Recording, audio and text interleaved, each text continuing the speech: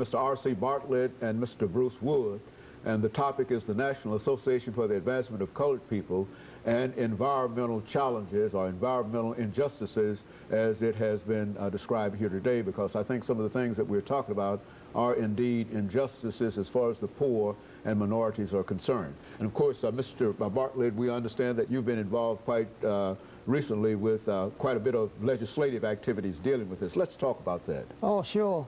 I've had the opportunity to go to the council meetings, and we've brought forth some, our problems in the council. And not only the council, we've had opportunities to go up on Capitol Hill, which we've met representatives and senators, and we also met the governor, and we've brought forth concerns in front of all the people that were listening at the things that we had to say about the environment, and we've had some real listening ears. And we are just pleased that people is coming to the conclusion that the environment needs cleaning up. And most of the time people think that the environment will clean itself up, but we're putting too much in it for it to clean itself up. We have to start taking stuff out of it. And this is where we stand today, that the legislative process move a little bit slow, but we still have to go through that process.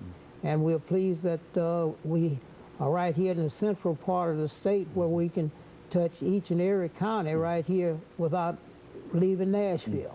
So we're blessed for that part of it, and I'm concerned that people are mostly getting concerned, and what we need is more people to get concerned. Come on into Burnt, come on into the NAACP. Let's listen and work the problems out together, and we can do it.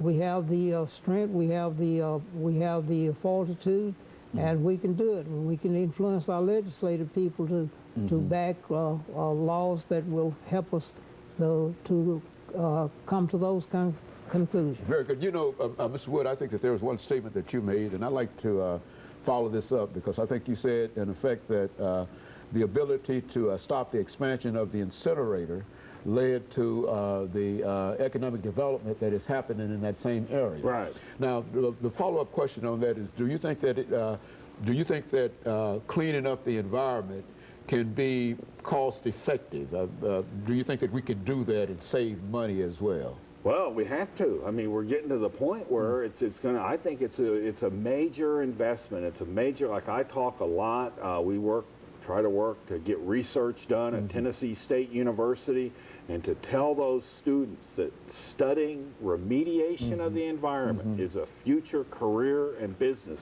We've got the Dixon County landfill, that the groundwater underneath that, now it's spread out 3 miles. And if nothing's done to it, in 20 years it'll be 10 miles. And that's polluted water that's with these vinyl chloride, TCE, cadmium, just benzene, very toxic liquids. And if we don't clean it up now, it's going to be there for 2,000 years. So yes, there's a very, that's one thing that Mr. Bartlett's told me is we've driven around, and nobody's driven around more with me than Mr. Bartlett, going to Dixon County and everything. But anyway, he's told me that back in the 50s, they used to just dump carcasses of cows and cattle out of the butchers into the river. And now, of course, people would have a riot if somebody did that, and they'd be arrested. But those carcasses would deteriorate quicker than vinyl chloride or flame retardant. Those kind of chemicals last for thousands of years. So we've kind of changed that. We don't get rid of the things you can see, but the things you can't see are going to be around for thousands of years, yes. And there's also, would you say, Mr. Bartlett, that there's also a health factor associated with all of this pollution? Oh, most definitely so.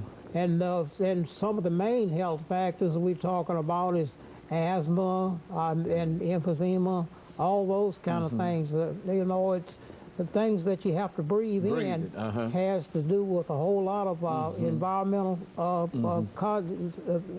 in the air. Well, that's what he said about the cars. One of the main pollutions in Nashville, we're in the Cumberland Bowl. It's a 40-mile depression or whatever basin, and it's all the cars driving in and out of Nashville. And why the decision makers let people, I mean, if you're driving outbound, sometimes from 10 miles out, it's bumper to bumper traffic. And they should just say to those people, hey, if you want to come to Nashville, you've got to get the bus.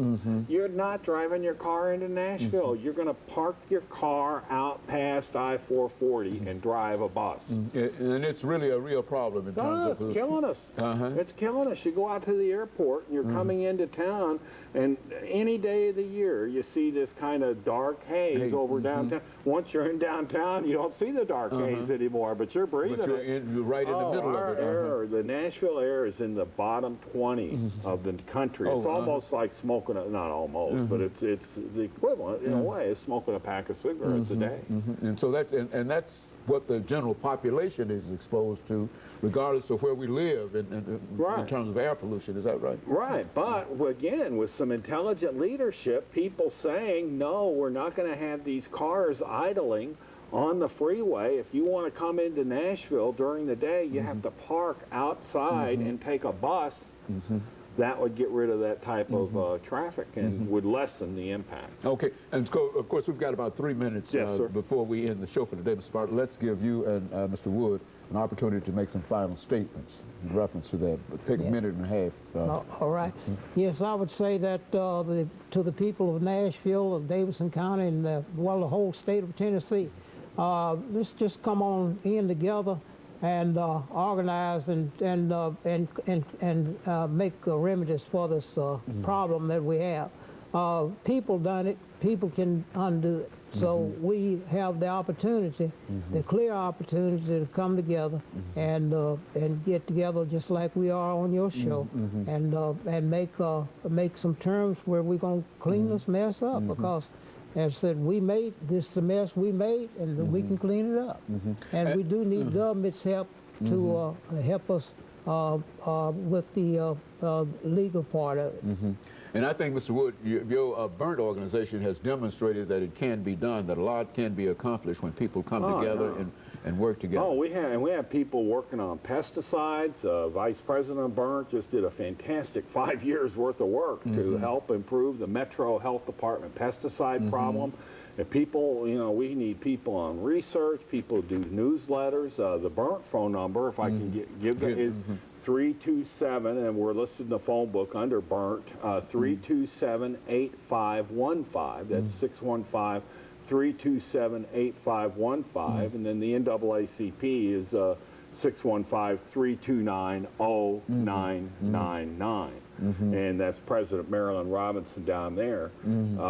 But it is something that you have to enjoy, and you have to think that as citizens, it's just like voting, you know, even is that you just vote, you just want to do something. But I'll tell you, the people down at the legislature, down at the Metro Council, they're welcoming. They want participation. They want people to be there.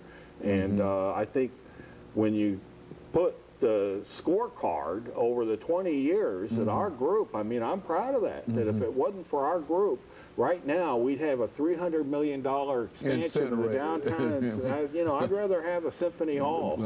Very good. Okay, and of course, Mr. Bartlett, a final statement before we call it in.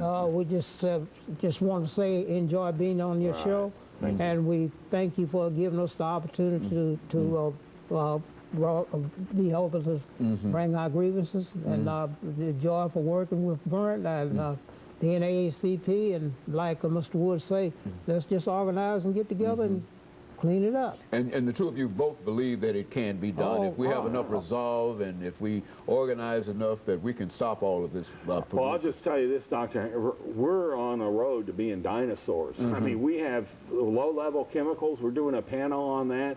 Each person in America has 125 to 150 chemicals in their body, acetone, benzene, that didn't even exist. So yes, we need to work. Okay, very good. Let me take this last half minute to to thank the two of you for coming by and giving us that information, and especially to know that the NAACP, because we've had a number of shows dealing with the NAACP, but we rarely had an opportunity to deal with what we're talking about today, and to know that the NAACP is still on the job, working wherever it might be able to assist minorities, poor, black people, whatever group. And of course, let me encourage our audience to tune in again next week for another informative edition of Comments.